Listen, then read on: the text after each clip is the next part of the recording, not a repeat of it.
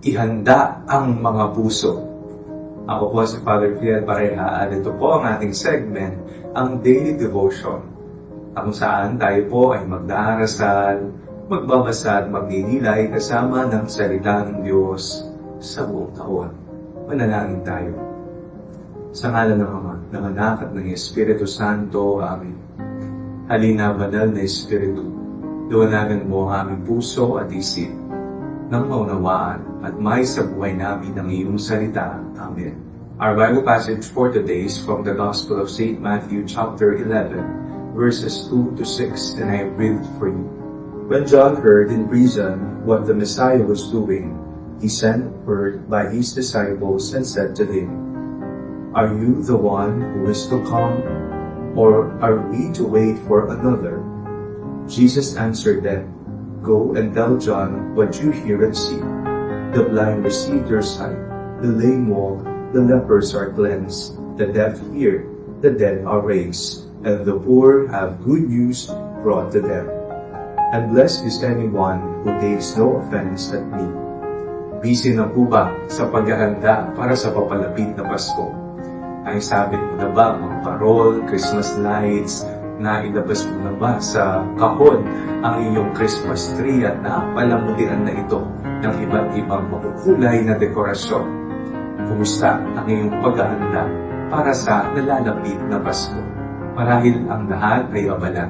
Gabi-gabi ng Christmas party, pagkakaroling, pero huwag po natin kalimutan ang tunay na diwa ng Pasko.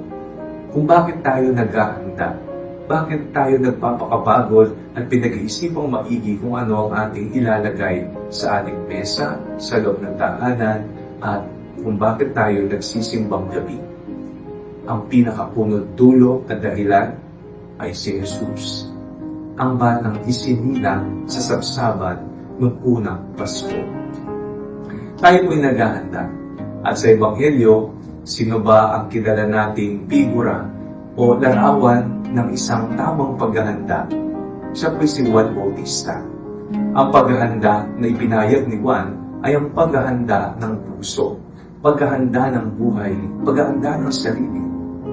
Kung mapakinggan po natin sa nakaraang mga Ebanghelyo, ang kanyang sigaw sa ilang, sa desyerto, "Magbagong buhay na, repent, for the kingdom of God is at hand."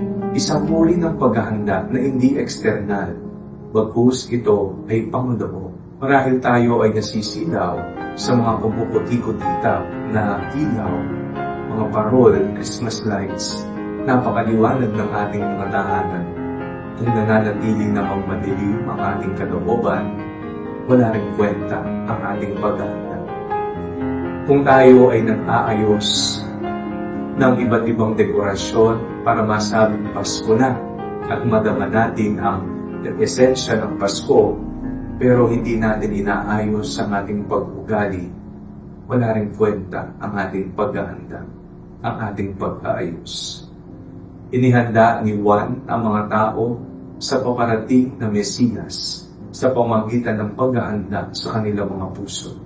Nawa tayo rin, naanyayahan tayo ngayon na tingnan ang ating mga puso, maglaan ng espasyo, tanggalin kung ano ang mga malapit dito.